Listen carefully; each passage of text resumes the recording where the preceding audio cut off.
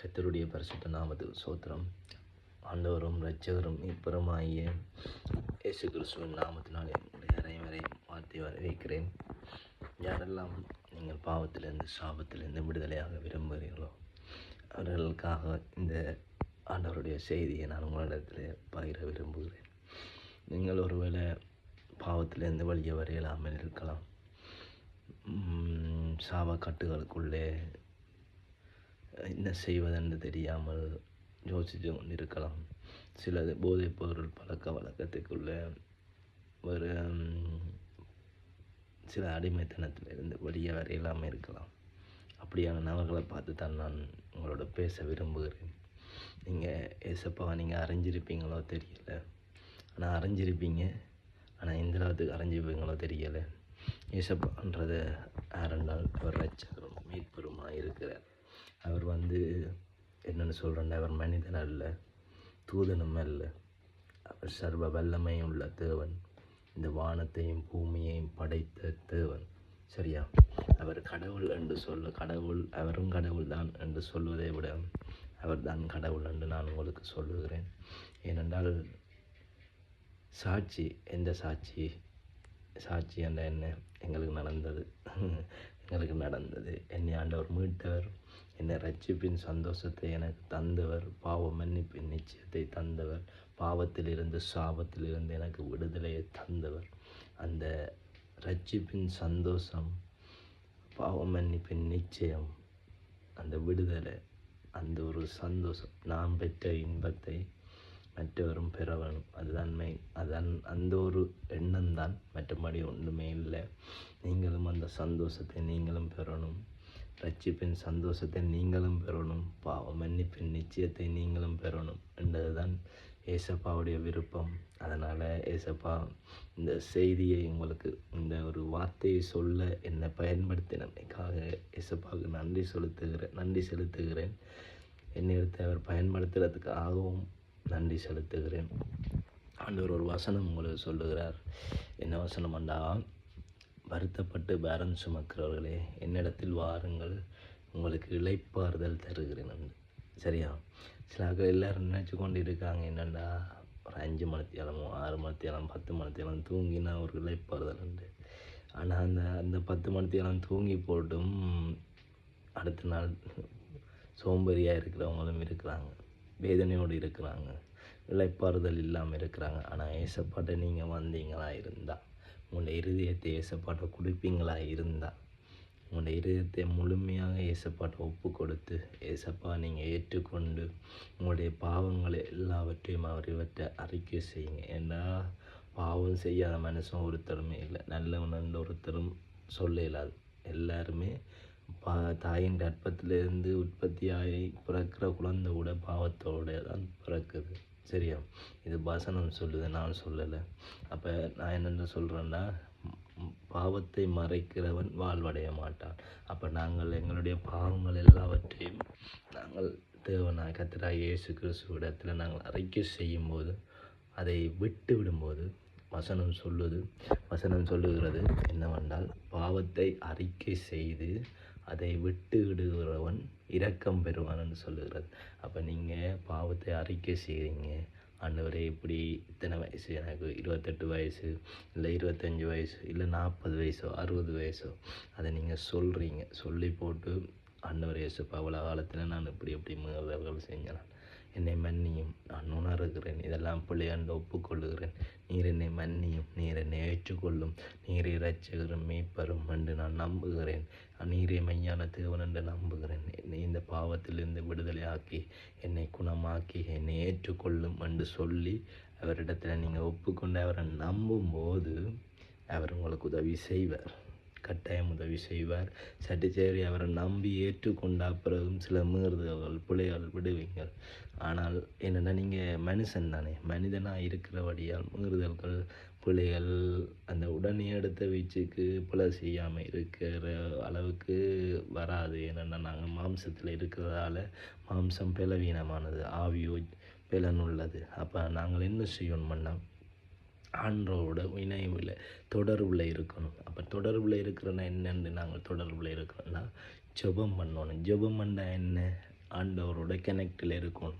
அப்போ கனெக்ட் என்னென்னு கனெக்டாக இருக்கிறதுண்டா, நீங்கள் தூங்குறதுக்கு முதலோ இல்லாட்டி அதிகாலையில் எழுந்த உடனேயும் ஆண்டவரை நீங்கள் தேடணும், ஏசப்பாவை தேடணும். என்னென்று தேடுறது? எல்லாம் கேள்வியாக தான் கேட்குறேன், பதில் சொல்லலேன்னு. என்ன நான் சொல்கிறேன்னா, நீங்கள் ஆண்டவரை ஒரு மனதோடு ஏசப்பாவை நினைக்கணும், மனசார ஏசப்பாவோட பேசணும். இப்போ நீங்கள் அம்மா அப்பா சகோதரோட நீங்கள் பேசுவீங்க தானே, அதே மாதிரி மனசால் பேசணும். ஏசப்பா, ஏசப்பா, நீர் என்னை காண்கிற தேவன், நீர் எனக்கு அருகிலே இருக்கிறீர், எனக்குள்ளே இருக்கிறீர். ஆண்டவரே ஏசப்பா, நீர் எனக்கு உதவி செய்யுங்க. ஆண்டவரே, இந்த பாவத்திலேருந்து என்னால் வரையலாமல் இருக்குது, இந்த குடிப்பழக்க வழக்கத்திலேருந்து என்னால் வரையலாமல் இருக்குது, இந்த சீக்கிரட் பத்துறது, இந்த புகையிலை பத்துறது, அடுத்தது வெற்றிலை பாக்கு, அப்படி இப்படி என்று நிறைய காரியங்கள் இருக்குது. போதை பஸ்டிலேருந்து வெளியில் வரையலாமல் இருக்குது. ஏசப்பா, ஆண்டவர் ஏசப்பா, என்ன நீர் உதவி செய்யுங்க, எனக்கு உதவி செய்யுங்க. இந்த பிள்ளைகள் இதெல்லாம் பிள்ளைன்னு நான் உள்ளத்தில் உணர்றேன், செய்யக்கூடாதுன்னு நினைச்சும் செய்கிறேன் ஏசப்பா. ஆகையால் ஏசப்பா, என்னால் இதை விட முடியலாம் இருக்குது, நீர் எங்களுக்கு உதவி செய்யுங்க ஏசப்பா என்று நீங்கள் கேளுங்க. கட்டாயம் விடுதலை ஆக்குவார் உங்களை. ஏனென்றா அவர் சொல்லியிருக்கிறார், என்னுடைய நாமத்தினாலே நீங்கள் எதை கேட்டாலும் அதை செய்வேன் என்று சொல்லியிருக்கிறார். அவர் வாக்கு தந்தவர், வாக்கு மாறாதவர். அவருடைய வார்த்தை வானமும் பூமியும் அழிந்து போகும், அவருடைய வார்த்தை ஒருபோதும் அழியவே அழியாது. ஆகையால் வானமும் பூமியும் ஒழிந்து போகும், அவருடைய வாயிலிருந்து வந்த வார்த்தைகள் ஒவ்வொன்றும் அழியவே அழியாது, மாறவே மாறாது. ஆகையால் அவர் சொல்லியிருக்கிறார், என்னுடைய நாமத்தினாலே எதை கேட்டாலும் அதை செய்வேன் என்று சொல்லியிருக்கிறார். நாங்கள் காரு கேட்கலாம், காரு தருவார், வீடு கேட்கலாம், வீடு தருவார், நல்ல வேலை கேட்கலாம், வேலை தருவார். என்ன எங்கிட்ட குறைவாக இருக்கோ என்ன கேட்டாலும் அவருடைய நாமத்தில் தருவார். ஆனால் அவருடைய சித்தத்தின்படி, அவருடைய விருப்பத்தின்படி கேட்கும்போது அதை சந்தோஷமாக தருவார். அதைத்தான் நான் உங்களை சொல்கிறேன். இந்த ரகசியம் எத்தனையோ பேருக்கு தெரியாமல் கஷ்டப்படுறாங்க. சாபத்தில், பாவத்தில், நோய் நொடி, தரித்திரத்தில். தரித்திரம் ஏன் தரித்திரமாக இருக்கிறோம்? நாங்கள் காசு பணம் இல்லாமல் ஏன் நாங்கள் கஷ்டப்படுறோம்? அவர் தான் எங்களுக்காக தரித்திரன் ஆனார், எங்களை ஐஸ்வர்யான ஆக்கிறதுக்காகவே அவர் தரித்திரன் ஆனார். அப்போ இந்த சத்தியம் தெரியாமல் இருக்குது. சத்தியத்தை அறிவீர்கள், சத்தியம் உங்களை விடுதலையாக்கும். அப்போ நீங்கள் என்ன செய்யணும்? சத்தியத்தை அறியணும். சத்தியத்தை அறிஞ்சிங்களா? சத்தியம் உங்களை விடுதலையாக்குமா? அறிஞ்ச சத்தியம் உங்களை விடுதலையாக்குமா?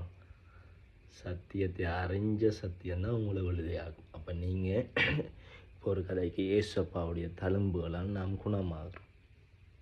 உங்களுக்கு ஒரு வியாதியாக இருக்கலாம், நோய் நொடியாக இருக்கலாம், நீங்கள் ஏசப்பாவை அறியாதவராக இருக்கலாம். இன்றைக்கி ஏசப்பா அறிஞ்சிட்டிங்க, சரியா? ஏசப்பா நம்புங்க, விசுவாசிங்க. உங்கள்கிட்ட என்ன வியாதி இருக்கோ அந்த இடத்துல கையை வைங்க. ஏசப்பா, நான் உங்களை நம்புகிறேன், சரியா? நீர் இந்த வியாதியிலேருந்து என்னை குணமாக்குங்க, எனக்கு நீர் உதவி செய்யுங்க. உமது தழும்புகளால் நாம் குணமாகிறோம். அவருடைய வார்த்தையை சொல்லி ஜெபம் பண்ணுங்க. அவருடைய வார்த்தை அவருடைய ஜீவனுள்ள வார்த்தை அது. அப்போ நாங்கள் அந்த வார்த்தையை அவரே சொன்னது. இது மனுஷனால் எழுதப்பட்ட வார்த்தைகள் அல்ல, இது மனுஷன் மூலமாக எழுதப்பட்டதல்ல, மனுஷனை வைத்து ஆவியானவர், பரிசுத்த ஆவியானவர் சொல்லி எழுதப்பட்ட வார்த்தைகள். ஆவியானவரே எழுதினது உங்களுக்காக. அந்த வார்த்தைகள் வேத புத்தகத்தில், இந்த வேத புத்தகத்தில் இருக்கிற ஒவ்வொரு வாக்கு தத்தமும் இந்த மனுஷர்கள் தான், இந்த பூமியில் இருக்கிற இந்த மனுஷர்கள் தான். இதை என்னத்துக்காண்டியன்னா, ஆண்டவர் ஒரு வழி நடத்தலுக்காக இதை தந்தது. நாங்கள் எப்படி வாழணும், எப்படி வாழக்கூடாதுன்னு இதில் இருக்குது, சரியா? இதை நாங்கள் வாசித்து தியானிக்கும் போது அவர் என்ன சொல்லுவாருன்னா, சரியா, நாங்கள் இந்த உலகத்தில் இதை செய்யக்கூடாது என்று இதில் இருக்குது, அதை செய்யக்கூடாது. இதை செய்யணும் இதில் இருக்கிறத நாங்கள் செய்யணும். அப்போ அவருடைய வார்த்தைக்கு நாங்கள் கீழ்ப்பணிஞ்சு நாங்கள் அவரை பின்பற்றி நடப்போமானால் இந்த உலகத்தை ஜெயம் கொள்ளலாம். எங்களுக்கு எல்லாத்துக்கும் மேலாக அவருடைய ரட்சிப்பின் அந்த சந்தோஷம், நித்தியத்தின் பாதையில், அந்த பரலோகத்தில் அவர் எங்களுக்காக ஆயத்தம் பண்ணியிருக்கிற அந்த இடத்துல அவர் கொண்டு போய் சேர்ப்பார். ஏனென்றால் அவர் சொல்லியிருக்கிறார், செய்யாமல் இருக்க மாட்டார். என்ன சொல்லியிருக்கிறார் தெரியுமா? நானே வழியும் சத்தியமும் ஜீவனுமாய் இருக்கிறேன் என்று சொல்லியிருக்கிறார். அந்த தேவனை நாங்கள் நம்புவோமா? உங்களுக்கு ஒன்று தெரியுமா? அவர் 100% கடவுளாக இருந்தார். சரியா? ஆனால் 100% மனுஷனாக வந்தார் இந்த பூமியில். யாருக்காக? உங்களுக்காகவும் எனக்காகவும். என்னத்துக்காண்டி வந்தார்? மனுஷன் பாவத்துக்குள்ளே விழுந்தோன்னு அவன் கடவுளுக்கு விரோதமாக தூர போயிட்டான். அப்போ கடவுளுக்கும் மனுஷனுக்கும் அந்த உறவு பிரிஞ்சிட்டு. அப்போ என்ன நடந்தது? கடவுள் அப்படியே விடல். ஏன்னா கடவுள் பரிசுத்தமானவன். அவன் பரிசுத்தம் இல்லாமல் அசுத்தத்துக்குள்ளே பாவத்துக்குள்ளே போனால கடவுளுக்கு மனுஷனுக்கும் இருக்கிற அந்த உறவு கட்டாயிட்டு. அப்போ என்ன செஞ்சார் ஆண்டவர்? அப்படியே விட்டுட்டாரா? நரகத்துக்கு போன்னு போட்டு விட்டுட்டாரா? இல்லை, எங்களுடைய பரிகாரியாக அவர் வந்தார். அப்போ நாங்கள் ஒரு மீறுதல் பாவம் செய்தால் அதுக்கு ஒரு பரிகாரம் நாங்கள் செய்யணும். அந்த பரிகாரம் செய்ய இயலாது. என்ன அந்தளவுக்கு மோசமான பாவிகளாக இருக்கிறோம் நாங்கள். அப்போ அதற்காக என்ன செஞ்சார்? தன்னைத்தானே ஒப்பு கொடுத்தார். சொந்த ஜீவனை இந்த பூமியில் மனுஷகுமாரனாக ஒப்பு கொடுத்தார். அடிமையின் ரூபம் எடுத்தார். அந்த மெய்யான தேவனை அறிவீர்களா? யோசித்து பாருங்கள். நீங்கள் கும்பிட்றது ஏதோ நான் என்னென்னு சொல்கிறேன்னு தெரியலை. நாங்கள் ஒவ்வொரு கடவுளாக நினச்சி கும்பிட்றோம்டா, அவனை வரலாறு எடுத்து பாருங்கள், எனக்காண்டி என்ன செஞ்சவரண்டு. ஆனால் ஏசப்பாடுவே வரலாறு எடுத்து பாருங்கள், எங்களுக்காக ஜீவனையை கொடுத்திருக்கிறார். அப்படியான மெய்ஞான தேவன். அவர் நீதி உள்ள தேவன். அதே போல் அன்பு நிறைந்த தேவன். எவ்வளோத்துக்கு அன்பு இருக்குதோ அவ்வளோத்துக்கு நீதியும் அவரிடத்தில் இருக்குது. அப்போ அவர் நீதியை சரி கட்டுகிற தேவனாகவும் இருக்கிறார், அன்பையும் வெளிப்படுத்தியிருக்கிறார். அவருடைய ஜீவனை கொடுத்து அன்பை வெளிப்படுத்தியிருக்கிறார். அந்த ஜீவனை கொடுத்து எங்களை மீட்டிருக்கிறார். அவர்களை அடித்தார்கள், துன்புறுத்தினார்கள், எத்தனையோ வேதனைப்படுத்தினார். சரீரம் பிக்கப்பட்டது, காரி துப்பினார்கள், கன்னத்தை பற்றி அரைஞ்சார்கள், முள்மூடி சூண்டார்கள். கிரீடம் தலை வச்சு அவர் தங்க கிரீடத்தை வச்சு ராஜாதி ராஜாவாக இருக்க வேண்டியவர் முள்மூடி சூழ்ந்தார். எங்களுடைய அழுத்தங்கள், டென்ஷன், ப்ரெஷர், தீய எண்ணங்கள் எல்லாத்துக்காண்டியும் எங்களுக்கு அந்த இடத்துலேருந்து எங்களை மீட்கிறதுக்காண்டி, அந்த பாவ சிந்தையிலேருந்து எங்களை மீட்கிறதுக்காண்டி அவர் முள்முடி சூழ்ந்து கொண்டார். தெரியுமா? இதெல்லாம் உங்களுக்கு தெரியாது, அதைத்தான் சொல்கிறேன். அப்போ பாருங்கள், அவர் நினச்சிருந்தா அந்த நேரத்தில் கடவுள் என்ற ஸ்தானத்தை பயன்படுத்தி கோடான கோடி தூதர்களுக்கு ஒரு கட்டளை சொல்லியிருந்தாண்டா அவளை பேரையும் துவம்சம் பண்ணிப்பார். எப்போ? சிலுவையில் அடிக்கும்போது. ஏன் அவர் பொறுமையாக இருந்தார்? ஏன் சகித்து கொண்டிருந்தாண்டா நீங்களும் நானும் ரட்சிப்புக்குள்ளாக வரணும். நாங்கள் நரகத்துக்கு போகாமல் பரலோகத்துக்கு போகணும். நாங்கள் இறந்தால் அடுத்த நொடி அவரோட இருக்கணும். நாங்கள் ரட்சிப்பின் சந்தோஷத்தை பெறணும், பாவ மன்னிப்பின் நிச்சயத்தை பெறணும்.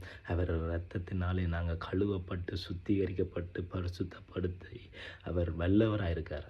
எங்களை பரிசுத்தப்படுத்த, எங்களை சுத்திகரிக்க அவர் வல்லவராக இருக்கார். அவர் தகுதி உள்ளவராக இருக்கார். ஏனென்றால் ஜீவனை கொடுத்திருக்கார், எங்களுக்காக இரத்தத்தை சிந்திருக்கிறார். விலைக்கிரியமாக எங்களுக்காக விலையை கொடுத்திருக்கிறார்.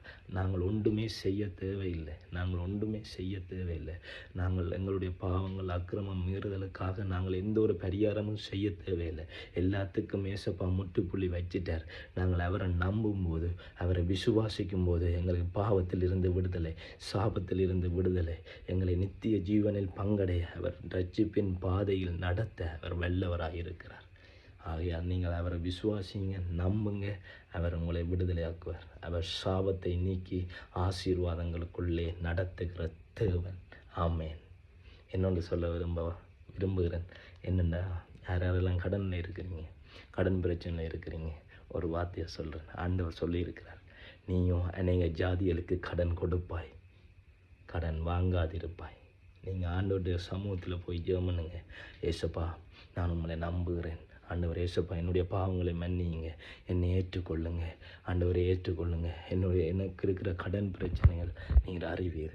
ஆண்டவர் ஏசப்பா, நீர் எனக்கு வார்த்தை சொல்லியிருக்க முடிய வார்த்தை சொல்லுகிறது, நீ அநேக ஜாதிகளுக்கு கடன் கொடுப்பாய், நீயும் கடன் வாங்காதிருப்பாய் என்று நீர் சொல்லியிருக்கிறீர். நான் அந்த வார்த்தையை பிடித்து வச்சுக்கொண்டு ஆண்டவர் ஏசப்பா உம்மிடத்தில் ஜெபமாய் ஏறெடுக்கிறேன். ஏசப்பா, என்னுடைய கடன்கள் எல்லாம் நீக்கி ஆண்டவர் ஏசப்பா என்னுடைய கையின் பிரயாசத்தை ஆசீர்வதித்து ஆண்டவர் என்னை நீர் உயர்த்துங்க ஏசப்பா, என்னை வழி நடத்துங்க ஏசப்பா, என்னை நீர் நடத்துங்க ஏசப்பா என்று கேளுங்க.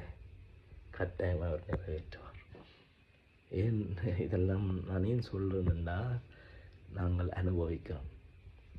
எங்களுடைய ஜெபங்கள் எல்லாம் அவர் காது கொடுத்து கேட்கிறார்.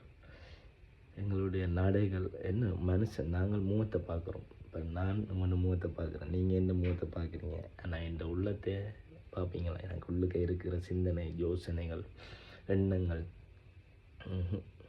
அவரால் மட்டும் முடியும். எங்களுடைய உள்ளத்தின் ஆழத்தை அறிந்து இருக்கிற தேவன், மன விருப்பங்களை அறிந்திருக்கிற தேவன், குறைகளை அறிந்திருக்கிற தேவன், என்னென்றாலும் எல்லாம் எங்களோட மீறுதலாக இருந்தாலும் அவருக்கு முன்பாக மறைவான சிருஷ்டி ஒன்றுமே இல்லை.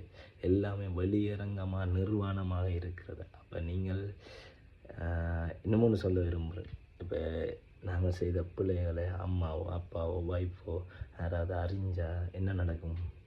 எங்களை விட்டுட்டு போயிடுவாங்க, இல்லாட்டி வீட்டை விட்டு போன்னு திளத்திய விட்டுருவாங்க. ஆனால் அவருக்கு முன்பாக ஒன்றுமே மறைவானது ஒன்றுமே இல்லை.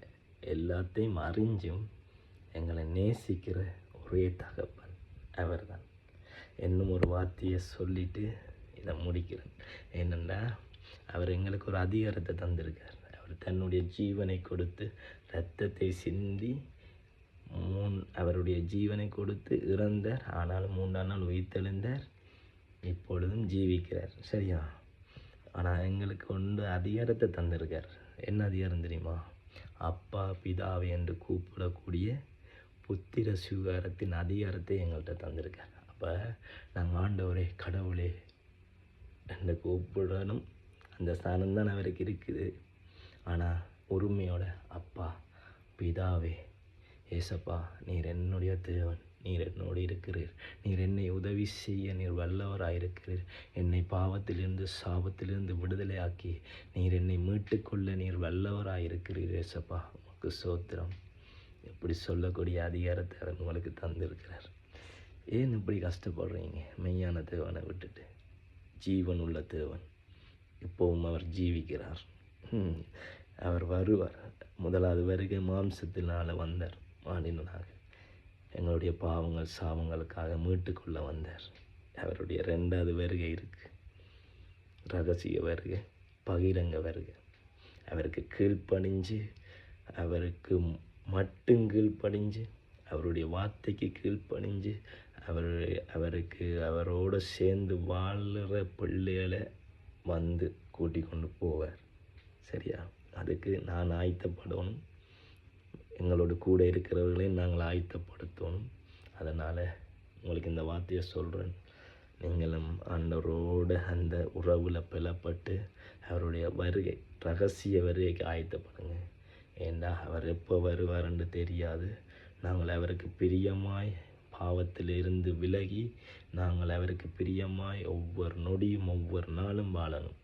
அப்படி வாழ்ந்து கொண்டு இருக்கும் பொழுது திடீரென்று அவர்கிட்ட வருகை இருக்கும். அது எப்போ வருமென்னு தெரியாது. அப்போக்கு நாங்கள் கைவிடப்படக்கூடாது. ஆனால் கைவிடப்பட்டோமானால் இதை விட சொல்ல இல்லாத அளவுக்கான உபத்திரவத்தை சந்திக்க வேண்டியிருக்கும். மனுஷர் கைவிடப்படுகிறவர் ஏசப்பாவை விசுவாசிக்காமல் நம்பாமல் உலக வாழ்க்கைக்குள்ளே, பாவ வாழ்க்கைக்குள்ளே அதிலேருந்து வெளியில் வராமல், இந்த சுவிசேஷம் எல்லாம் அறிவிக்கப்பட்டு அதை ஏற்றுக்கொள்ளாமல், ஏசப்பாவை நம்பாமல் கைவிடப்படுறவங்க நிலைமை மோசமான நிலைமை. அதுக்காகத்தான் நாங்கள் இவ்வளவு தூரம் ஆண்டவர் எங்களுக்கு ஒரு பாரத்தை வைத்திருக்கிறார். எங்களுடைய ஜனங்களுக்காக ஒரு பாரத்தை வைத்திருக்கிறார். எங்களுக்குள்ளே ஒரு பாரத்தை வைத்திருக்கிறார். அதை சொல்லி ஒரு பாரத்தை வைத்திருக்கிறார். ஏன் நாங்கள் மட்டும் இதை அனுபவிச்சுட்டு போகலாமே? ஏன் இவ்வளோ தூரம் நாங்கள் பேசுகிறோம், கதைக்கிறோம்? ஏனென்றால் இது அவருடைய பாரம், ஏசப்பாவுடைய பாரம். ஜனங்கள் அறிவில்லாமல் சங்காரமாகிறார்கள். அப்போ அவர் எங்களுக்குள்ள ஒரு உணர்வை தந்திருக்கார். நீ மட்டும் சந்தோஷப்படுற, நீ மட்டும் ரட்சிப்பு சந்தோஷப்பட்டிருக்கிற, உனக்கு மட்டும் பாவம் மன்னிப்பு நிச்சயம், நீ மட்டும் எல்லா ஆசீர்வாதங்களையும் சுதந்திரிக்கிற, மற்ற ஜனங்கள் என்ன பாவமா? ஏன் அவங்களுக்கு நீங்கள் என்னை பற்றி சொல்லலை என்ற ஒரு உணர்வை எங்களுக்குள்ளே இதயத்துக்குள்ளே வைத்திருக்காங்க. உன்னை ஆத்மா பாருங்களை எங்களுக்குள்ளே வைத்திருக்கார். அதனால் நாங்கள் இப்படி சொல்கிறோம். இதில் வேறு ஒன்றும் இல்லை, மதம் மாத்திரம் ஒன்றுமே இல்லை. வேணுமென்னா தேடுங்க, ஆண்டவரை தேடுங்க, உங்களை தாழ்த்துங்க. இது சரியா பிள்ளையாண்டு நீங்கள் சோதித்து பாருங்கள், அதுக்குரிய அதிகாரம் உங்களுக்கு இருக்குது. Okay, God bless you.